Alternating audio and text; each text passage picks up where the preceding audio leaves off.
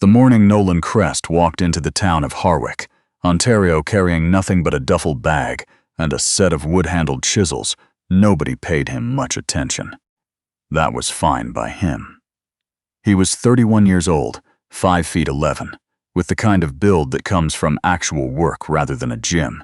Wide shoulders, thick forearms, hands that were already mapped with small scars before he'd even started. His hair was dark brown and cut short on the sides, a little longer on top where it fell without effort to the left. His eyes were a quiet gray-green, the kind that looked different depending on what light hit them. He had a jaw that was sharp enough to notice, and a nose that had been broken once, back in his early 20s, and had healed just slightly off-center. He didn't try to fix it. He rented a small house at the edge of Harwick's rural fringe from an older woman named Mildred Doone, 74, white-haired and sharp-eyed, who handed him the keys without ceremony and told him the furnace ran hot in February and cold in March, and that he was on his own for everything else. He thanked her. She nodded once and left. The town itself was the kind of place that had been shrinking slowly for 20 years. A hardware store, a diner, a post office open 3 days a week, fields and fence lines and sky that went on longer than most people were comfortable with. The nearest city was 2 hours south, and most of Harwick's younger people had been quietly disappearing toward it for a decade. No one quite knew what to make of Nolan at first. He worked mornings at the grain co-op, loading and unloading feed sacks for a man named Bernard Oxner, who asked no questions and paid in cash every Friday. He bought groceries on Tuesdays. He waved when people waved at him. He didn't drink at the bar on weekends, didn't show up at the curling rink, didn't join the volunteer fire department or the church social committee, or any of the other things that Harwick expected from its residents as quiet proof of belonging. What he did do, every evening after supper, was disappear into the old equipment shed that sat about 60 feet behind his rented house. The shed was a ruin when he arrived. Rotted boards along the lower sill, a roof patched with mismatched tin, one window that had been boarded over so long the boards themselves had started to buckle. Nolan spent the first 2 weeks repairing the structure, not for show, but because he needed it to stay standing and stay dry. He fixed the sill. He patched the roof properly. He cut a new window and fitted it with plain glass. Then, one by one, he started bringing things home. Not buying. Bringing. He would stop along the road when he saw a fallen elm that the wind had taken down on someone's fence line. He'd knock on the door, ask if they wanted the wood cleared, and most times they'd say yes and be grateful. He started keeping watch on the lumber yard at the edge of town, the one run by a taciturn man named Floyd Greer, for the offcuts and cull pieces that accumulated at the side of the building and were usually burned or hauled away. Floyd was 62, heavyset, with a thick gray mustache and forearms like fence posts. He'd owned the yard for 30 years and had a reputation for being precise and humorless. The first time Nolan asked if he could take the pile of culled slabs by the fence, Floyd looked at him for a long moment. "They're garbage," Floyd said. "I know," Nolan said. "That's why I'm asking." Floyd shrugged. "Take what you want. Save me the burn pile." After that, Nolan came by every other week and loaded whatever had accumulated into the back of his truck. Cherry slabs with mineral streaks that the yard couldn't sell. Elm rounds with the punky centers Floyd's crew had already rejected. Twisted maple cuts that had checked and split wrong and been set aside. Basswood pieces so knotted they'd cause problems in any straight board application. He took them all. He stacked them in the shed with a precision that was almost meditative, sorted by species, then by moisture content, then by shape. He built drying racks from pine boards. He bought a small dehumidifier from the hardware store and ran it on a timer. Word got around, the way word always does in a town the size of Harwick, not maliciously at first, just the normal circulation of curious observation. The fellow renting Mildred Doone's place is carting off all Floyd's garbage wood. What for? Nobody seems to know. People asked him. Sometimes. At the co-op, at the diner on the rare occasion he ate there. He'd answer honestly. He was carving, working with the wood, making things. What things? He'd pause. You'll see when they're ready. That was all. No photographs, no descriptions, no invitations to come have a look. The shed stayed locked except when he was in it, and even then the window faced away from the road. Someone drove past slowly one evening and said later they could see a light and hear what might have been a chisel. But that was all. Speculation took on an edge, the way it can in a place with too little happening and too much winter. Gordon Fitch, who ran the hardware store and had a tendency to deliver verdicts on things he knew little about, announced at the diner one Thursday that the man was clearly building something illegal in there. Maybe a still, maybe something stranger. He said it half joking, but his tone carried something else. Merle Doone, Mildred's nephew, 38, with a loud laugh and a chip he'd been carrying since he didn't get the farm his uncle left someone else, started calling Nolan the garbage man in that casual, laughing way that doesn't technically count as cruelty but functions exactly like it. Others picked it up. Not everyone, but enough. Nolan heard it. He had ears. He didn't change anything he was doing. There was a woman in Harwick named Greta Halverson. She was 67 years old, 5'4", with silver haircut in a practical bob and eyes the color of strong tea. She'd been a schoolteacher for 30 years at the local elementary school and had retired 6 years earlier and now kept a kitchen garden, visited her sister in Thunder Bay twice a year, and read more books than anyone else in Harwick by a significant margin. She walked every morning, rain or shine, down the gravel road that ran behind the co-op and past the edge of the Doone property. She had watched Nolan for 3 months before she spoke to him. It happened on a Tuesday in early spring, when the snow was off the fields, but the ground was still cold, and the trees were that tentative almost green that lasts about a week in Ontario before it commits to something. She saw him kneeling in the long grass by the road, examining what appeared to be a large piece of burled elm that must have rolled off someone's truck. He was running his hand over its surface with a focused attention that made her stop walking. "What do you see in it?" she asked. He looked up. He didn't seem startled. "Not sure yet," he said. "That's the interesting part." She looked at the burl, a knotted, ugly, gray-brown mass about the size of a pumpkin. She tried to see something in it. She couldn't.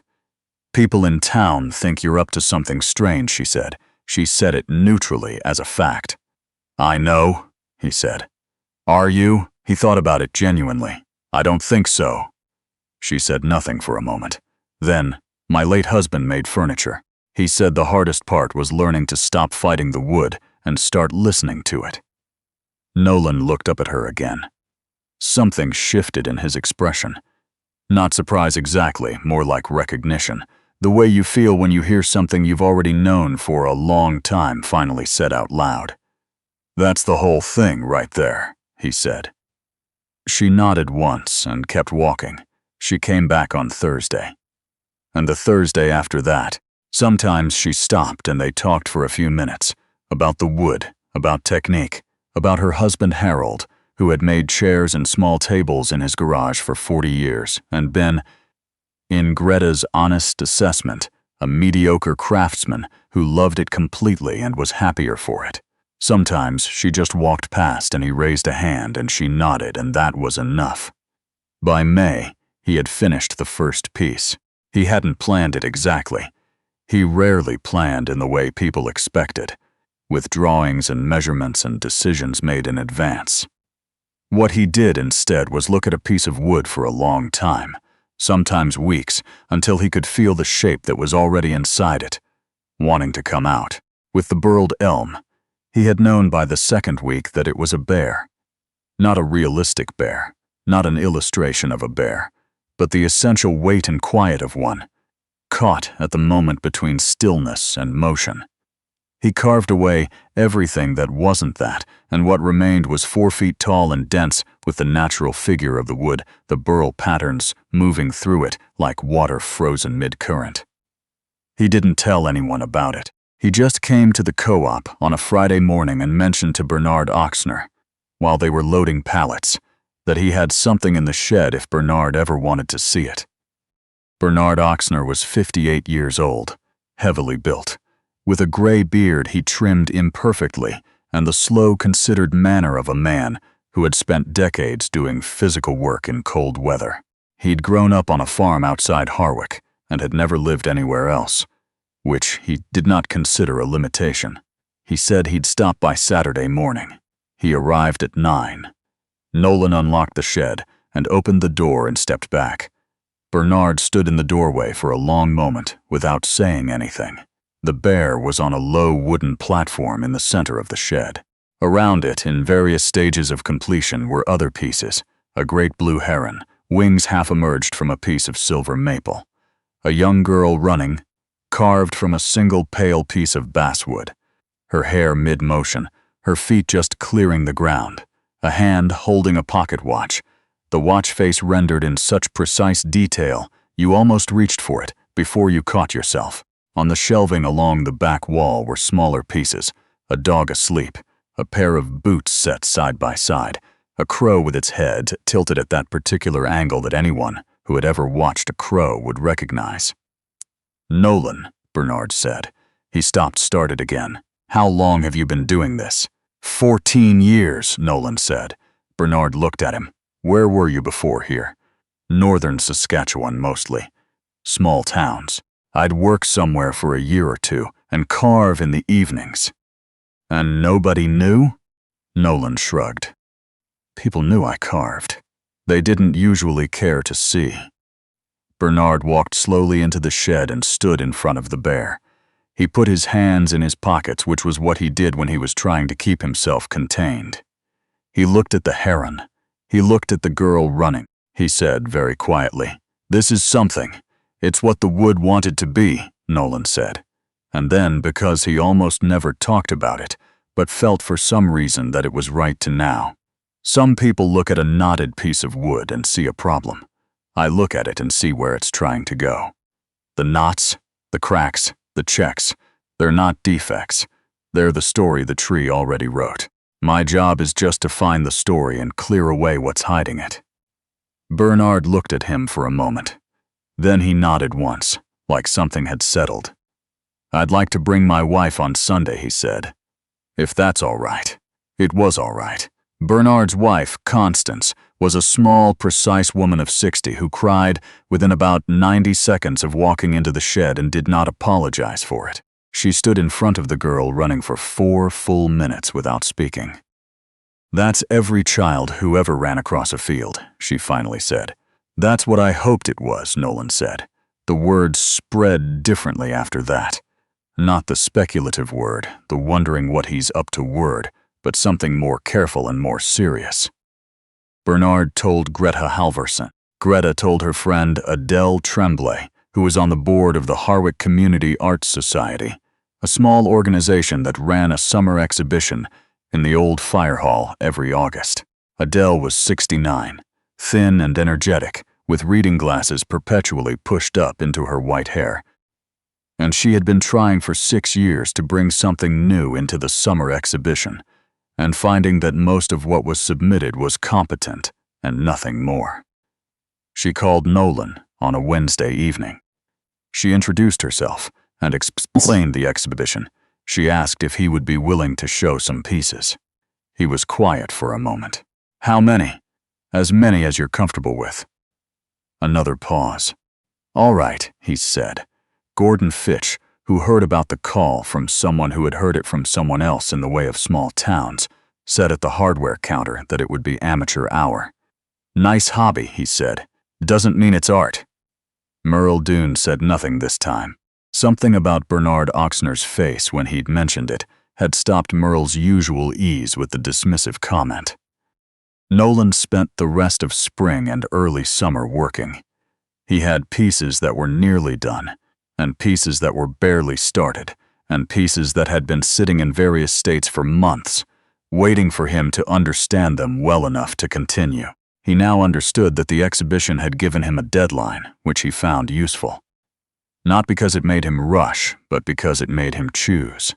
He chose 9 pieces.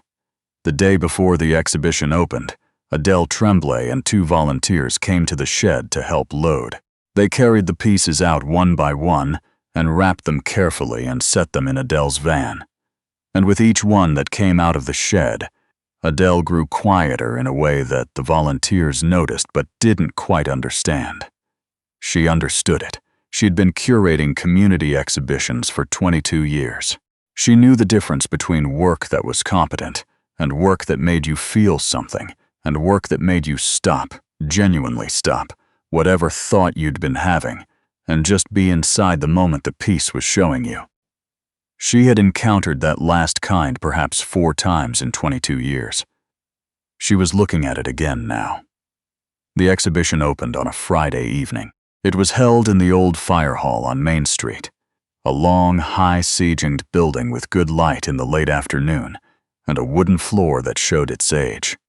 The usual summer exhibition drew perhaps 120 people over the course of its 3-weekend run.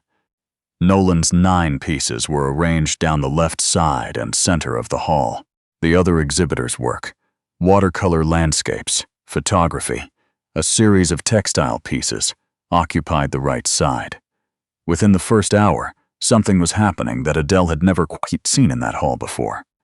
People were standing still, not browsing, not nodding politely, not moving on in the habitual exhibition shuffle. Standing still in front of a piece and not moving. A man in his 70s stood in front of the sleeping dog for what Adele clocked at 11 minutes without shifting. A young woman, maybe 20, stood in front of the girl running and had both hands pressed over her mouth and wasn't crying, but looked like she was very close to it. Gordon Fitch walked in at about 7:30 on his way home from somewhere else, intending to have a look and confirm his opinion that it was a pleasant enough local effort. He stood in front of the bear for 6 minutes. When he turned around, his face had a particular expression on it. Not quite embarrassment, but something adjacent to it. The look of a man who had said something with confidence and was now quietly revising. He found Nolan near the back of the hall, talking to Bernard and Constance. "I owe you an apology," Gordon said. He didn't offer details. He didn't need to. "No, you don't," Nolan said. He meant it genuinely. "You didn't know. Neither did I, really, until I started." Gordon looked at him for a moment and then shook his hand, and that was the end of it. Merle Doone came on the second Saturday. He came alone, which was unusual for him, and he didn't say much to anyone. He went through the pieces slowly. He stopped longest in front of the hand holding the pocket watch, which was the piece Nolan had found most difficult, and which he privately thought was the best thing he'd made. The watch face showed 4:40, and if you looked carefully at the hand holding it, you could see that the knuckles were the knuckles of an older person, and there was something about the way the watch was being held. Not being read, not being checked, but simply held, that arrived differently in different people. Merle stood in front of it for a long time. He found Nolan and he said, simply, "I called you the garbage man." "You did," Nolan agreed. "I'm sorry for it." Nolan nodded. Apology accepted. That was all that was said. Merle left shortly after. He didn't bother with elaborate words because there weren't really words for what he was feeling, which was the specific, uncomfortable sensation of having badly misjudged something, and the slightly less uncomfortable but still surprising sensation of being glad he'd been wrong. The exhibition ran for 3 weekends. By the end of the first weekend, people had started coming from outside Harwick. By the end of the second, Adele had received 2 calls from people in Sudbury asking about the artist, and 1 email from a gallery director in Ottawa who had heard from someone who had seen photographs on a local community Facebook group. Adele relayed all of this to Nolan carefully, not wanting to push him in any direction but feeling an obligation to make sure he knew. He listened without obvious reaction. "What do you think I should do?" he asked. "I think you should keep carving," she said. "Everything else will figure itself out." "That's what I was planning," he said. The piece that generated the most conversation during the 3 weeks was not the bear, which was the one people posted photographs of most often, and not the girl running, which was the one people cried in front of most often. It was a small piece, about 16 inches high, that sat on a low shelf in the corner and that many people almost walked past before something made them stop. It was a chair, an empty wooden chair, carved from a single piece of figured maple, with that particular angle of the seat and back that suggested someone had just risen from it, or was just about to sit down. The grain of the maple moved through it like a slow current.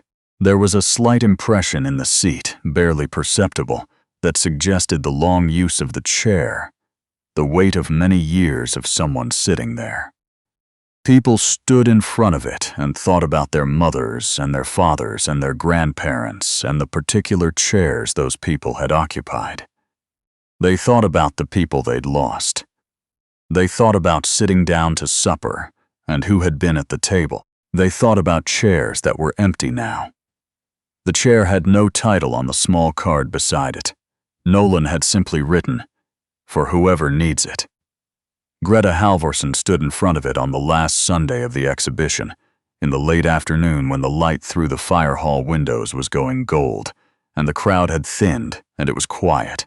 She stood there a long time and thought about Harold, who had spent 40 years making furniture that was never quite right, and had loved every minute of it, and who had died 3 years ago in March, and whose chair at the kitchen table she had not been able to bring herself to move. When she turned around, Nolan was standing a few feet away, not watching her exactly, but present in the way he was present, which was attentive without being intrusive. "Harold would have loved this," she said. "I know," Nolan said, and then, "I carved it thinking about someone I never met.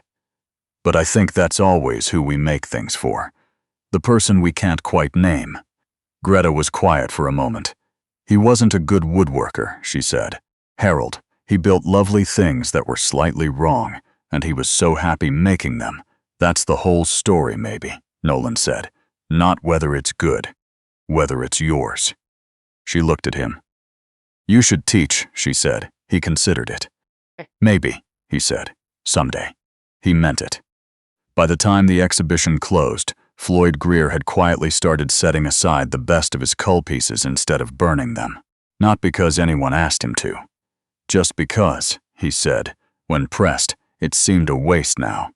Mildred Doone renewed the rental agreement without raising the price, which in Harwick was understood as a significant gesture of respect.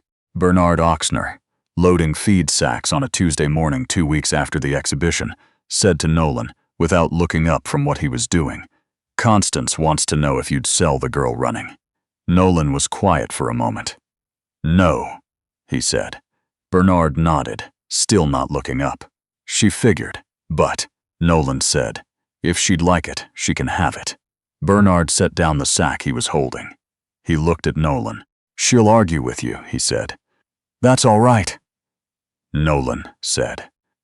The bear was eventually placed in the lobby of the Harwick Municipal Library on a low platform near the entrance, at the request of the library board, and with the agreement of a man who had been offered money for it by 3 separate people and had declined each time. Children who came in for story hour would often stop and put their hands on it, tracing the grain with their fingers, and nobody stopped them. It was the kind of sculpture that was meant to be touched. Nolan was still there the following spring, still renting Mildred Doone's house, still working at the co-op in the mornings, still driving the back roads on weekends, looking at fallen trees and asking permission, and loading the truck with what most people had already decided was worthless. He had started teaching 1 evening a week in the shed. 4 students, beginners, ranging in age from 16 to 71. He was not a dramatic teacher. He didn't give speeches. He showed people how to hold a gouge and how to listen for the resistance in the wood changing. And he told them the only thing he believed with absolute certainty about craft, that the material already knows something, and your job is to be quiet enough to hear it. Gordon Fitch had signed up for the class. He showed up the first evening with new chisels still in the packaging, and the particular sheepish determination of a man proving something to himself. He was a better student than anyone, including himself, had expected. What Nolan made in those years in Harwick was not a career, exactly, or at least not the kind that comes with a trajectory and a plan. It was more like a practice, the same word that describes both a habit and the work of a lifetime. He got up in the mornings and did the work, and in the evenings he went to the shed and listened to the wood and made something that was already there, had always been there, waiting for someone patient enough to find it. There is a thing that happens sometimes in small places, when someone arrives and does not ask to be seen, but cannot help being seen anyway. The town did not change around Nolan Crest in any dramatic way. The post office was still open 3 days a week. People still left. The sky was still enormous, and the winters were still long. But something had shifted, in the subtle way that shifts happen in places that have been slowly losing faith in themselves. A slight recalibration of what was possible here, what this place could hold, what a person might become in a town that had not expected to be surprised. Perhaps it was never about the wood. Perhaps it was about what happens when someone refuses to believe that broken things have nothing left to offer, and in doing so, reminds a whole town of the same thing about itself.